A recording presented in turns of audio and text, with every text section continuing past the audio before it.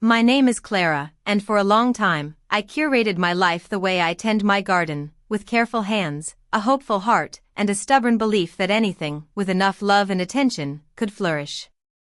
I live just outside Boston, in a little saltbox house painted the color of a summer sky, with a rambling garden that spills onto the lawn in a riot of lavender and climbing roses. It was a life painted in soft watercolors. My husband, Leo, an architect who saw the world in clean lines and solid foundations, our two sons, 7-year-old Sam and 5-year-old Noah, whose laughter was the truest music I knew. Before the boys, I was a landscape designer. I understood the silent language of roots and soil, the importance of giving things the right conditions in which to thrive. When I chose to stay home with them, I simply shifted my focus, cultivating our small world with the same dedication. From the outside, it was a perfect picture, a Rockwell painting of suburban contentment. And I believed in that picture. I polished it, framed it, and hung it on the wall of my heart, choosing to ignore the fine cracks that were beginning to spiderweb across its surface. The source of those cracks was almost always Eleanor, Leo's mother. To the world, Eleanor was a portrait of refined grace. She lived in a stately brownstone in Cambridge, wore cashmere sets in muted tones, and spoke in a voice that was low and melodious, the kind that could soothe a colicky baby or deliver a devastating critique with the same gentle cadence. For the first few years of our marriage, I genuinely tried to love her. I saw her meticulous nature as a sign of her deep caring, her constant advice as a well-intentioned, if slightly overbearing, desire to help. I told myself that her love was just a different language, one I needed to learn to translate. But translation became impossible when the words themselves were poison, coated in sugar. The slights were so small, so subtle, that to name them felt like an act of madness. When she'd visit, she would bring Leo his favorite artisanal sourdough from a bakery in the North End, and a loaf of generic, store-brand white bread for the rest of us. When she'd buy sweaters for the boys for Christmas, Leo would receive a hand-knitted Aran sweater from a trip she'd taken to Ireland, a special something for my special boy. I was her daughter-in-law, yet I was perpetually relegated to the category of the rest of us. "It must be so rewarding to have a hobby like your garden," she once said, her eyes sweeping over my carefully tended flower beds. "It's so important for women who don't have a career to have a little project." Each word was a perfectly polished stone, smooth and heavy, dropped into the quiet pool of my self-worth. Leo, my dear, logical Leo, never saw it. He couldn't. His mother's love was a foundational structure in his life, and he was not built to see the rot in the beams. "She means well, Clara," he'd say, his brow furrowed in genuine confusion when I'd try to explain the sting of her words. "That's just her way. She's from a different generation." Her way. Her generation. Those were the excuses I used to paper over the cracks, to tell myself that the chill I felt in her presence was a fault in my own thermostat, not in the atmosphere she created. I could handle it. I was strong, and our life was good. Her influence was a shadow, not a storm. Then came the incident with the caramels. It was a crisp Sunday in October. The air was filled with the scent of wood smoke and decaying leaves. We were at Eleanor and Arthur's house for dinner. Arthur, Leo's father, was a quiet, gentle man who seemed to exist in a perpetual state of peaceful resignation, a book always in his hand, his presence a soft, unobtrusive hum in the background of Eleanor's sharp melody. After a dinner where Eleanor had served Leo a perfectly cooked filet mignon and me a portion of baked cod so dry it flaked into dust, she glided into the living room holding a small, elegant box tied with a faded satin ribbon. "I found something for you, Clara," she said, her smile not quite reaching her eyes. "I was cleaning out the pantry, and I remembered these. They're from that little artisan shop you love in Concord. Sea salt caramels. I did love that shop. Leo and I had discovered it on a weekend trip before Sam was born. The memory was a sweet one, full of autumn light and easy laughter. I felt a flicker of warmth. Maybe this was an olive branch. "Thank you, Eleanor," I said, taking the box. "That's so thoughtful." She watched me, her head tilted. A little treat for a tired mother. You deserve it. The boys were playing with a set of wooden blocks by the fire, and Leo was talking quietly with his father about a new building project. In that small bubble of domestic peace, I untied the ribbon and lifted the lid. The caramels looked dull. The glossy sheen I remembered was gone, replaced by a strange, dusty matte finish. One of them had a chalky white bloom on its surface. Still, I chose the best-looking one, smiled my thanks, and popped it into my mouth. It didn't melt. It shattered. The texture was wrong, grainy and hard, like biting into a piece of packed sand. The taste was a bitter, chemical ghost of what it should have been. I subtly tried to work the gritty pieces into a napkin without anyone noticing. They're special, Eleanor said, her voice still soft, but with an edge I couldn't place. I saved them just for you. My stomach gave a low, uneasy churn. I'll save the rest for later, I managed, closing the box. An hour later, driving home on the Mass Pike, the cramps began. They started as a dull ache and quickly escalated into sharp, twisting knives in my gut. I broke out in a cold sweat, my hands clammy on the dashboard. Are you okay? Leo asked, glancing over, his face etched with concern. I think I ate something that disagreed with me, I mumbled, trying to breathe through the waves of pain. By the time we got home, I could barely stand. I spent the next 2 hours curled on the cool tiles of the bathroom floor, sick and shaking, while Leo put the boys to bed, his face a mask of worried helplessness. I didn't mention the caramels. To do so felt paranoid, accusatory. How could I prove that a piece of candy was an act of malice? The next morning, I found the little box on the kitchen counter where I'd left it. On the bottom, in tiny print, was an expiration date. Best by, October 2013. It was now 2023. A full decade. I stood there in the quiet morning light, the coffee maker gurgling beside me, and stared at the date. This wasn't an oversight. This wasn't a simple mistake made while cleaning out a pantry. You don't find a 10-year-old box of artisan candy and offer it as a thoughtful treat. You find it, you are shocked and a little embarrassed by your own neglect, and you throw it away. This was a message, delivered with a smile. You deserve what is old, what is spoiled, what is forgotten. I kept the box. I tucked it away in the back of my desk drawer, behind a stack of old seed catalogs. It felt like evidence, though I didn't know what I was accusing her of, or to whom I could possibly make my case. That night, after the boys were asleep, I tried to show Leo. I sat him down at the kitchen table and placed the box between us. He picked it up, turned it over, and squinted at the date. Wow, that's old, he said with a short laugh. Mom's pantry is like a time capsule. Leo, I said, my voice quiet but firm. She told me she saved them just for me.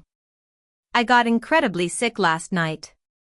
He sighed, a familiar sound of weary patience that set my teeth on edge. Clara, honey, it was an accident.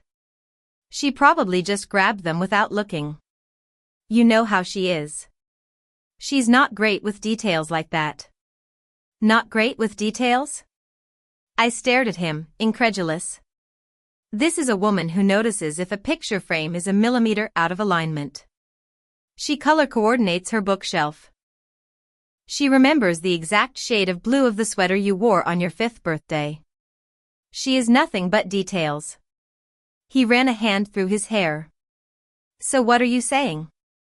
That my mother poisoned you? With an old caramel? It sounds crazy when you say it out loud, doesn't it? It did. It sounded insane. And that was her genius. She operated in the shadowy space of plausible deniability, making me the crazy one for even suggesting a darker motive. I watched my husband, the man I loved, the man who designed buildings meant to stand for a century, fail to see the deliberate, systematic erosion of his own wife's foundation. It wasn't an accident, Leo, I said softly, the fight draining out of me. Okay, well, even if it wasn't, he said, his voice taking on a placating tone that was worse than his disbelief, what can we do? Start a war? It'll just be miserable for everyone. Let it go. For me? I looked at his earnest, tired face, and I felt a profound sense of loneliness. I was on an island, and the only boat back to the mainland was telling me the shark-infested water was perfectly safe for swimming. I said nothing more. I just nodded, took the box, and dropped it into the trash.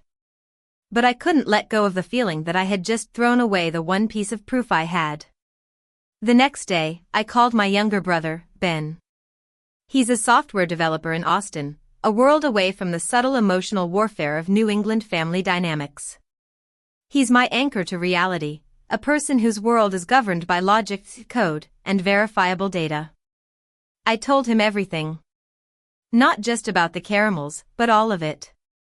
The little slights, the backhanded compliments, Leo's refusal to see it. There was a long silence on the other end of the line. When he finally spoke, his voice was cold and clear. You need proof, Clara. Undeniable proof. What kind of proof? A signed confession? I asked, my voice laced with bitter humor. No, he said. Video. You need to record her. The idea was so jarring, so contrary to my nature, that I almost laughed. Ben, this isn't a spy thriller. I can't just set up hidden cameras. Why not? People use nanny cams all the time to protect their kids. You need to protect yourself. Leo won't believe you until he sees it with his own eyes. Right now, it's just your word against his mother's lifetime of curated perfection. You'll lose that fight every time. He was right. I hated that he was right. It felt like a betrayal, a step into a world of suspicion and intrigue that I didn't want to inhabit. But what was the alternative? To keep swallowing the little doses of poison until I dissolved completely?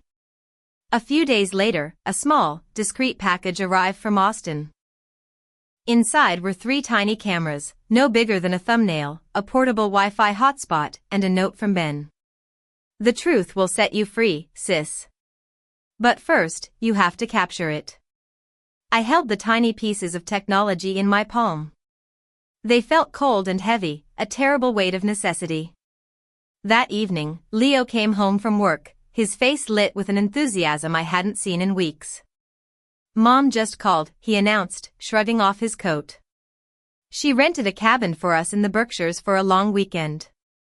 End of the month. To see the last of the fall foliage. She said she wants to make it a really special family trip. She's even hiring a caterer for Saturday night so no one has to cook. My blood ran cold. A cabin in the woods. A captive audience. A special family trip. That's generous of her, I said, my voice carefully neutral. Leo beamed. See? I told you she means well. I smiled a thin, brittle smile. As I went upstairs to start packing, I wasn't thinking about hiking boots and warm sweaters. I was thinking about vantage points and blind spots. I gently placed Ben's cameras into the lining of my toiletry bag. I was going into the woods, not for a vacation, but for a hunt. The Berkshires in late October were breathtaking, a final, defiant blaze of glory before the quiet gray of winter. The air was thin and crisp, smelling of pine needles and damp earth. The cabin Eleanor had rented was nestled in a grove of birch trees on the edge of a still, dark lake. It was beautiful, all rustic wood and wide plank floors, with a massive stone fireplace that dominated the main room.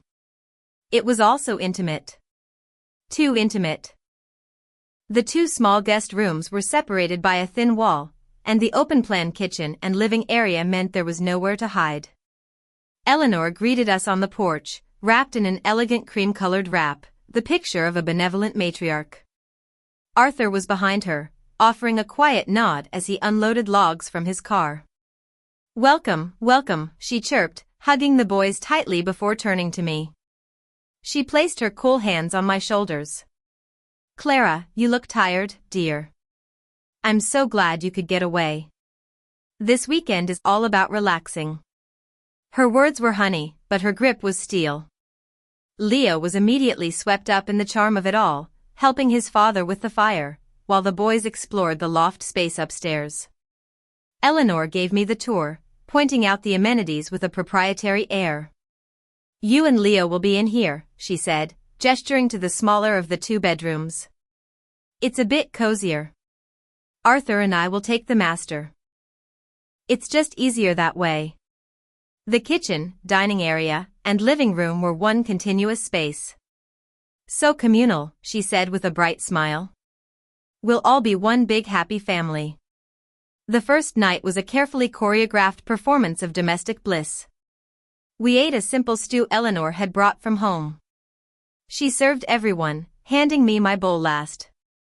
It was, I noted with a familiar pang of resignation, mostly broth, with very few pieces of beef. I ate it without comment, the silent acceptance a role I knew how to play by heart.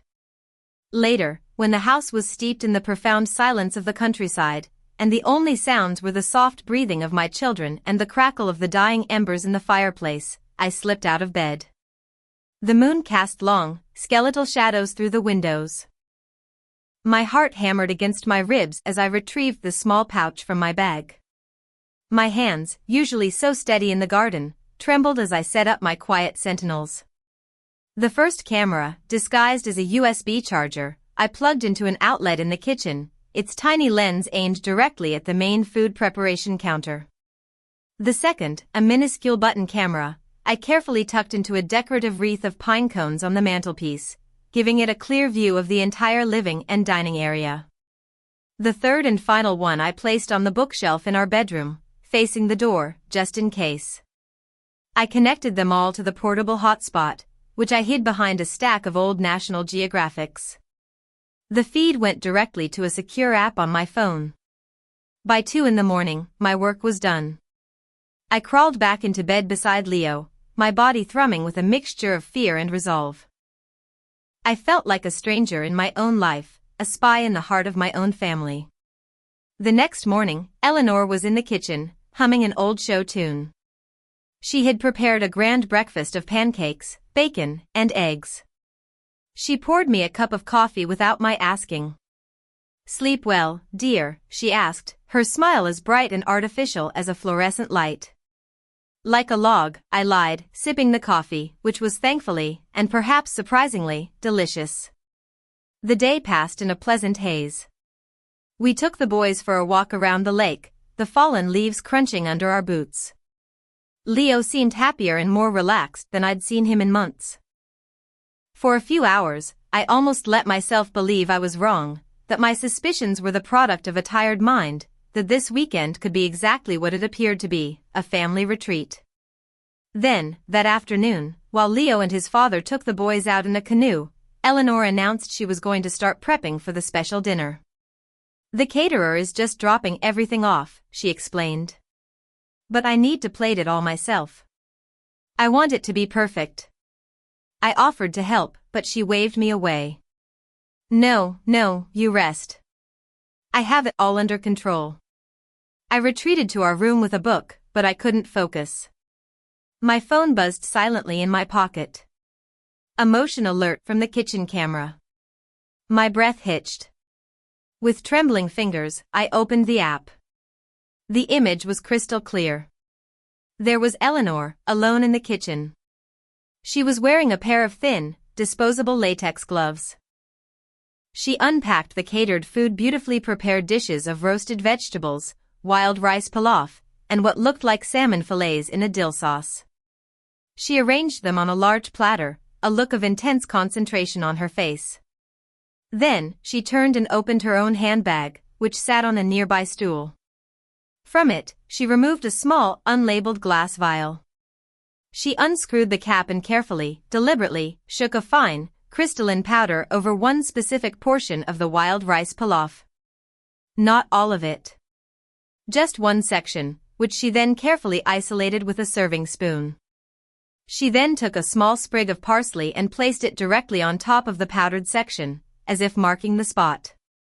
My blood turned to ice. What was it? Laxatives? Something worse? I didn't know, but I knew, with a certainty that chilled me to the bone, which portion would be served to me. She worked for another minute, humming her tune, before packing the vial away, peeling off the gloves, and throwing them into the depths of the trash can. She surveyed her work, a small, satisfied smile playing on her lips. I closed the app, my hand shaking so violently I nearly dropped the phone. I felt nauseous. This wasn't an old caramel. This was premeditated. Calculated. This was something else entirely. This was an escalation I hadn't prepared for. I sat on the edge of the bed, the book forgotten in my lap, and I thought about the Clara who believed love and attention could make anything flourish. She was a sweet, naive woman. I missed her, but I knew she couldn't live here anymore. To survive, I had to become someone else. Someone who could face the truth, no matter how ugly. That evening, the table was set beautifully with candles and Eleanor's best linen napkins, which she'd brought from home. The catered meal was laid out on the sideboard, looking like a spread from a food magazine. "Doesn't this look wonderful?" Eleanor said, beaming at us all. "A special meal for my special family." She began to serve, starting with the boys, then Arthur, then Leo. Each plate was a perfect composition of salmon, vegetables, and rice. Then she turned to me, her smile unwavering. She picked up the serving spoon and scooped a generous portion of rice from the platter directly from the spot marked by the parsley sprig. "And a special plate for Clara," she said, handing it to me. My heart was a trapped bird beating against my ribs. The whole world seemed to slow down. I could hear the crackle of the fire, the sound of Noah's fork scraping his plate, Leo's soft sigh of contentment. I looked at the plate in my hands. I looked at Eleanor, her eyes glinting in the candlelight, waiting. I looked at Leo, happily eating, oblivious. And in that moment, something inside me settled. The fear was still there, but it was now overlaid with a cold, hard layer of certainty. The time for silence was over. I held her gaze and gave her a small, serene smile. "You know, Eleanor," I said, my voice clear and calm. "I think I'd rather show everyone a little home movie first. It's a cooking show. I think you'll find it fascinating." And without breaking eye contact, I stood up, walked to the sideboard, and gently set my untouched plate down. The air in the room grew thick with confusion. Leo lowered his fork, a frown creasing his brow. "Clara, what are you talking about? Sit down and eat." Arthur looked up from his plate, his expression one of mild curiosity. Only Eleanor's smile faltered, replaced by a flicker of something sharp and wary in her eyes. "Just a short film," I said, my voice steady as I walked over to the television mounted above the fireplace. "A documentary, of sorts. On food preparation." I took my phone from my pocket. It took a moment to connect it to the television's smart features, and in that silence, the only sound was the frantic thumping of my own heart. I could feel Eleanor's stare burning into my back. "Clara, this is ridiculous," Leo started, his voice edged with annoyance. "Mom went to all this trouble." "Yes," I said, turning to face them as the screen flickered to life. "She certainly did." I pressed play. The screen filled with the image of their own kitchen, captured from the angle of the USB charger. It was jarring to see the familiar room on the screen, a stage for a play they didn't know they were in. The video showed Eleanor, her back to the camera at first, humming as she arranged the food. "It's just Mom in the kitchen," Leo said, a note of relief in his voice. "See? What is this?" "Wait for it," I said softly. The footage continued. On screen, Eleanor turned and opened her handbag. She pulled out the small glass vial. The room fell silent. I glanced at Leo. His eyes were glued to the screen, his face pale in the flickering light. He watched, mesmerized and horrified, as his mother unscrewed the cap and sprinkled the white powder onto the rice. He saw her mark the spot with the sprig of parsley. I let the video play for another 10 seconds as she disposed of the gloves and admired her handiwork. Then I paused it on a close-up of her face, her expression one of quiet, smug satisfaction. The silence that followed was absolute, broken only by the crackling fire. It felt as though all the air had been sucked out of the cabin. Leo was the first to speak, his voice a choked whisper. No, he looked from the screen to his mother, his face a canvas of disbelief and dawning horror. Mom? What is that? What did you do? Eleanor's facade finally, catastrophically, shattered. The gentle, benevolent mask dissolved, revealing something twisted and raw beneath. She deserved it, she spat, her voice shrill, unrecognizable. She's trying to take you away from me. Take me away? Leo's voice cracked. She's my wife. The mother of your grandchildren. She's a weed, Eleanor hissed, jabbing a trembling finger in my direction. I tended the garden of this family my entire life. I sacrificed everything for you, for this family.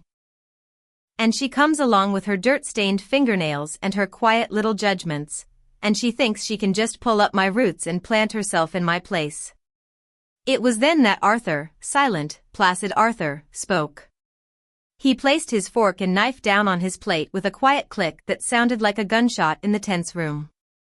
His voice, when he spoke, was low and heavy with a sorrow that seemed decades old.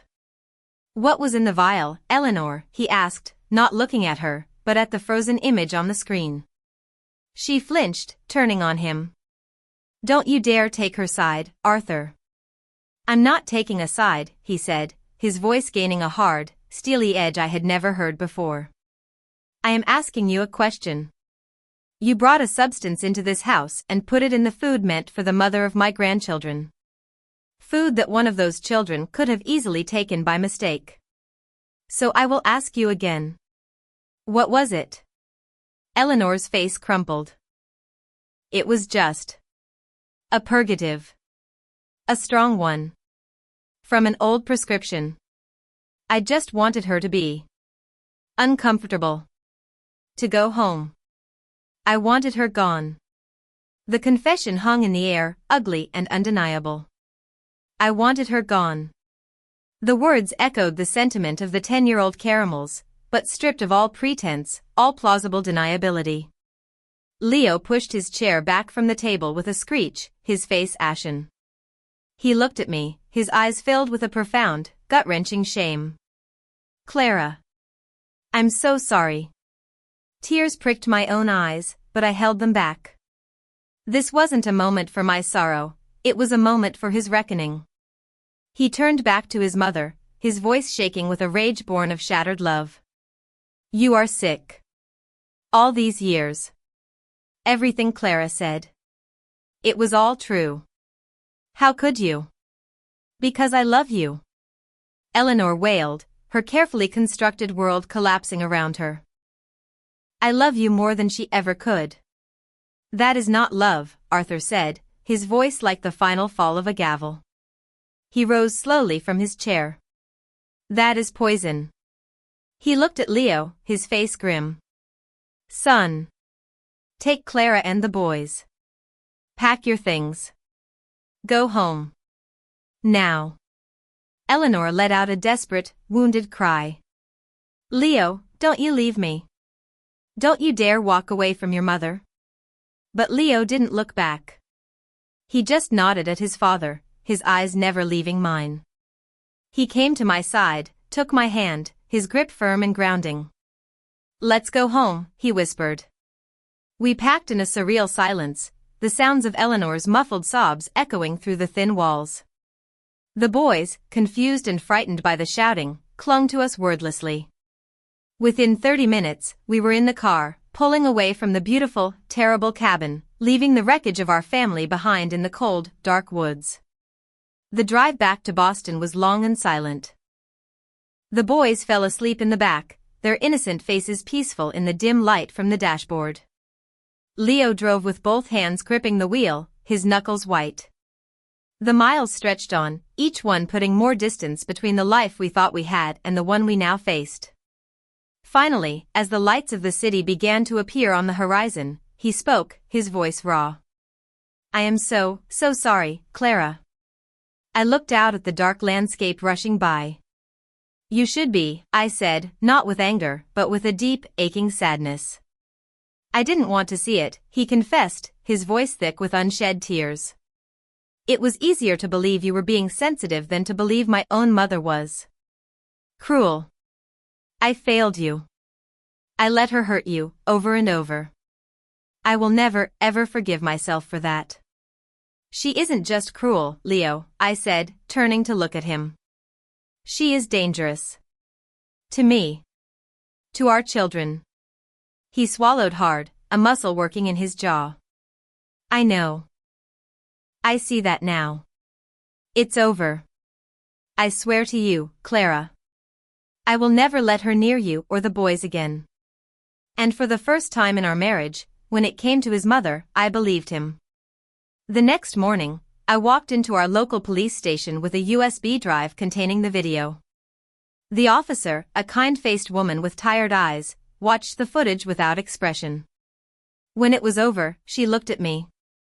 Ma'am, what she did constitutes assault, at the very least. Possibly criminal endangerment. Do you want to press charges? Yes, I said, my voice clear and without hesitation. I do. A restraining order was issued within the week. Eleanor was forbidden from contacting us or coming within 500 yards of our home, the boys' school, or my garden. Of course, she violated it immediately. Blocked numbers calling in the middle of the night. Emails from cryptic addresses, filled with alternating passages of pleading apologies and venomous accusations. You have destroyed this family. You will regret turning my son against me. I saved every one of them and forwarded them to the police. A month later, Arthur called. He sounded exhausted but resolute. I've filed for divorce, Clara, he said quietly. She's not well. She's refusing to see anyone. She's become paranoid, convinced the neighbors are spying on her. She thinks there are cameras everywhere. The irony was not lost on me. I should have put a stop to this years ago, he continued, his voice heavy with regret. Her possessiveness over Leo. It's been growing for a long time. I just kept the peace. But there is no peace in a house built on such a rotten foundation. You were brave. You did what I never could. I'm so sorry, Arthur, I said, and I meant it. I was sorry for his pain, for the implosion of his life. Don't be, he said. You just brought the truth into the light. The rest is just the fallout. 3 months passed. The seasons turned. The last of the autumn leaves fell, and a quiet blanket of snow covered my dormant garden. Our house became a sanctuary, a place of healing. Leo and I started therapy, learning to rebuild the trust that had been so badly eroded. He was patient, and for the first time, he was a true partner in protecting our peace. Then, one afternoon, my phone rang. A blocked number. Against my better judgment, I answered. Clara? It was Eleanor's voice, but thin and reedy, a pale imitation of its former confident tone. Thank God. I knew you'd pick up. I remained silent, holding the phone to my ear, my posture straight. He's left me, she whimpered. Arthur. The house is being sold. I have nothing. No money. I can't. Clara, please. You have to help me. You have to tell Leo to help me. I listened to the manufactured panic in her voice, the carefully chosen words designed to inspire guilt. You're a mother, she sobbed, a last, desperate attempt. You know what it's like to love a child so much you'd do anything for them. I only did what I did because I love him. I couldn't lose him. Please, don't let me end up on the street. I took a slow, deep breath. The old Clara would have felt a pang of sympathy. The old Clara would have been torn. But the old Clara was gone, composted into something stronger. The things you did weren't born from love, Eleanor, I said, my voice quiet, but as unyielding as granite. They were born from a need to control. You didn't want me uncomfortable. You wanted me gone. Now, you are. Clara, please. You've created this life for yourself, Eleanor, I continued, the words coming not from a place of coldness, but from a place of profound, hard-won clarity. The consequences are your own. I can't help you. And I won't. I ended the call and blocked the number. I walked to the window and looked out at my snow-covered garden. It looked barren, asleep. But I knew that beneath the surface, life was waiting. Roots were holding fast in the dark, cold earth, conserving their strength for the spring. They were setting boundaries, drawing nutrients only from safe sources, preparing to bloom again. Leo came up behind me and wrapped his arms around my waist, resting his chin on my shoulder. Who was that? He asked softly. I leaned back into his warmth, feeling the solid foundation of him against me. No one important, I said. And in that moment, watching the snow fall on the quiet, sleeping garden, I felt a peace I hadn't known in years. We weren't free because Eleanor was gone. We were free because I had finally learned to identify the poison, to pull the weed up by its root, and to fiercely, unapologetically, protect my own soil. I was free because I had learned that the most important thing a gardener, or a woman, can ever do is decide what is allowed to grow in her garden, and what is not.